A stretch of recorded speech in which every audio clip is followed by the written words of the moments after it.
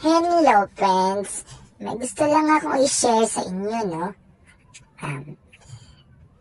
Sa panahon ngayon, ang kapal-kapal talaga ng mukha ng mga nangungutang. Sila pa yung umutang, sila pa yung galit kapag sinisingil na ng kanilang utang.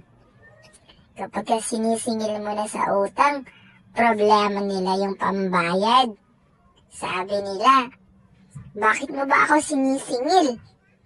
Hindi ka nakakaintindi. Wala pa nga akong pambayad. Pero nangungutang pa sila.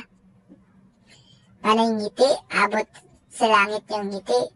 Pero kapag sinisingil na, sila pa yung galit. Makakapal ang mukha ng mga nangungutang. Kaya mga friends, huwag kayong magpapautang ha. Lalo na dun sa mga makakapal ang mukha.